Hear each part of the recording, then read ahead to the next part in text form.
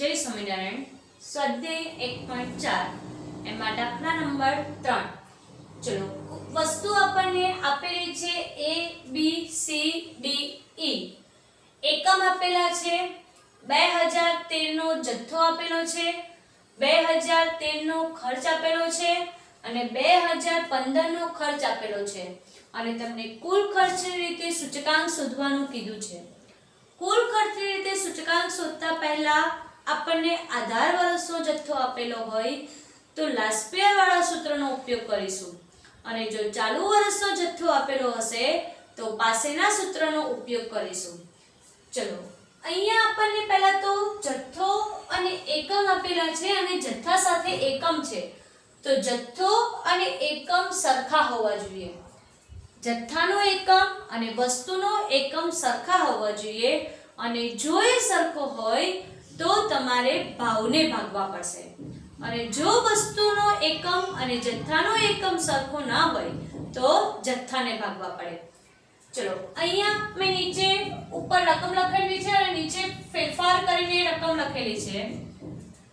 Quintal kilogram kilogram છે, sorry quintal અને kilogram છે તો મને ખબર છે કે 1 ક્વિન્ટલ એટલે 100 કિલોગ્રામ થાય.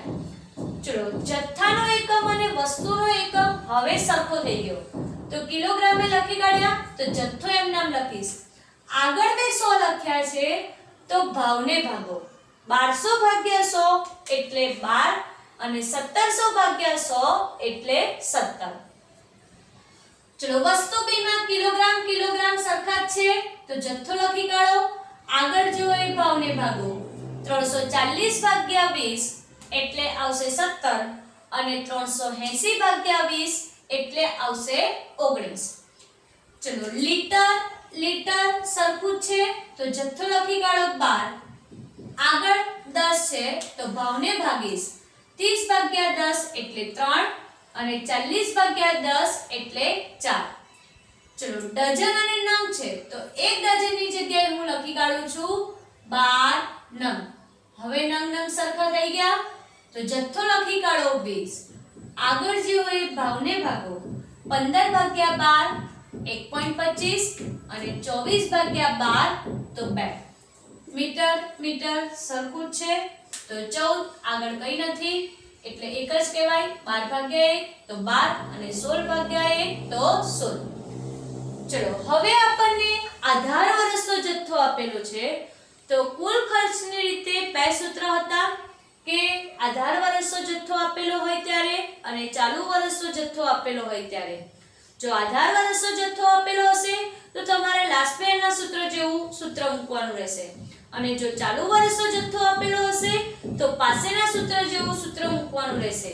તો કુલ ખર્ચની રીતે જીવન નિર્વાહ ખર્ચનો સૂચકાંક બરાબર અહીંયા આપણને આધાર વર્ષનો જથ્થો આપેલો છે તો લાસ્ટ યરનું સૂત્ર મૂકીશું sigma P1Q0 sigma P0Q0 into 100. તો મારે P1Q0 અને P0Q0 શોધવા પડે.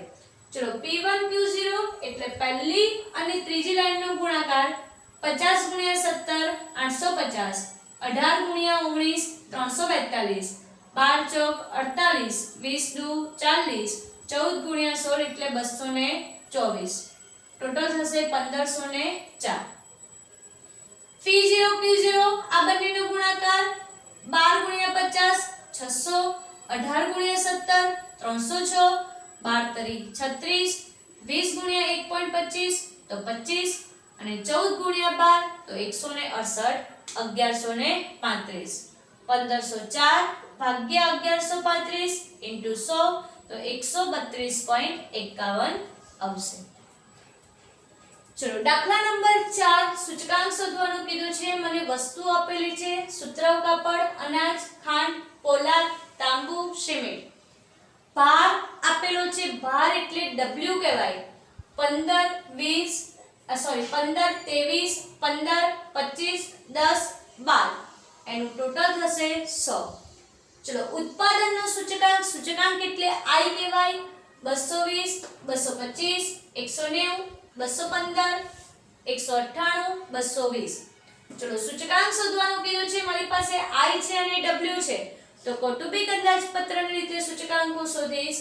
IW ગુણાકાર કરીશ 15 ગુણ્યા 220 3300, 23 ગુણ્યા 225 51 75, 15 ગુણ્યા 190 28 50, 25 ગુણ્યા 215 53 75, 10 ગુણ્યા 198 1980, 12 ગુણ્યા 220 2640, ટોટલ થશે 21320. તો ઉત્પાદનનો સૂચકાંક સિગ્મા IW ભાગ્યા સિગ્મા W 21320 ભાગ્યા 100 તો 213.20 આવશે. ચલો દાખલા નંબર 5. દાખલા નંબર 5 વસ્તુ આપેલું છે સાડી, ધોતી, શર્ટિંગ અને અન્ય. વસ્તુનો એકમ આપેલો છે નંગ, મીટર, મીટર. 2010 નો જથ્થો, 2010 નો ભાવ અને 2014 નો ભાવ આપેલો છે. તો 2010 તમારી માટે આધાર વર્ષ કહેવાય અને 2014 તમારી માટે ચાલુ વર્ષ કહેવાશે. 2010 નો જથ્થો આધાર વર્ષનો જથ્થો એટલે Q0, આધાર વર્ષનો ભાવ એટલે P0, ચાલુ વર્ષનો ભાવ એટલે P1. ચલો Q0 આપેલા છે 5, 8, 20, 15. P0 આપેલા છે 370, 32.40 અને 20.90. P1 આપેલા છે 400, 100, 38 અને 23.80. તમને કુલ ખર્ચની રીતે અને કૌટુંબિક અંદાજપત્રની રીતે સૂચકાંક શોધવાનો કીધેલો છે અને બંને સૂચકાંક તમારે સરખાવવાના છે. ચલો કુલ ખર્ચની રીતે સૂચકાંક શોધવા માટે કાં તો મારે લાસ્ટ યર કાં તો પાસે એટલે કે આધાર વર્ષ છે કે ચાલુ વર્ષનો જથ્થો છે એ જોવું પડશે. મને આધાર વર્ષનો જથ્થો જ આપેલો છે એટલે સેમ દાખલા નંબર 3 પ્રમાણે P1 Q0 P0 Q0 આપણે શોધી કાઢીશું. તો P1 Q0 P0 Q0 P1 Q0 નો ગુણાકાર 5 ગુણ્યા 400 2000, 8 ગુણ્યા 100 800, 20 ગુણ્યા 38 760, 15 ગુણ્યા 23.80 375. ટોટલ થશે 3917. ચલો P0 Q0 આ બંનેનો ગુણાકાર 5 ગુણ્યા 300 1500, 8 ગુણ્યા 70 560, 20 ગુણ્યા 32.40 648, 15 ગુણ્યા 20.90 313.5. ટોટલ થશે 3021.5. ચલો કુલ ખર્ચની રીતે સૂચકાંક બરાબર સિગ્મા P1 Q0 ભાગ્યા સિગ્મા P0 Q0 ઇન્ટુ 100. તો 3917 ભાગ્યા 3021.5 ગુણ્યા 100 એટલે 129.64 આવશે. ચલો કૌટુંબિક અંદાજપત્રની રીતે સૂચકાંક શોધવા માટે સૂત્ર હતું આપણું સિગ્મા IW ભાગ્યા સિગ્મા W. હવે W મારે બીજી વખત શોધવા નથી. W એટલે શું? તો કે P0 Q0 નો તમે ગુણાકાર કરો એટલે તમારી માટે શું કહેવાય? W કહેવાય. તો મેં શોધેલા જ છે તો ફરી વખત હું W શોધવાની જરૂર છે નહીં. ચલો I એટલે શું? તો કે P1 ભાગ્યા P0 ગુણ્યા 100. તો 400 ભાગ્યા 300 ગુણ્યા 100 133.3. 100 ભાગ્યા 70 ગુણ્યા 100 142.90. 38 ભાગ્યા 32.40 117.2. 23.80 ભાગ્યા 20.90 ગુણ્યા 100 113.9. I શોધી કાઢ્યા. W મારી પાસે છે જ. IW નો ગુણાકાર કરીશ 1500 ગુણ્યા 133.3 તો 1,99,950. 560 ગુણ્યા 142.9 તો 80,024. 648 ગુણ્યા 117.2 તો 76,010.4.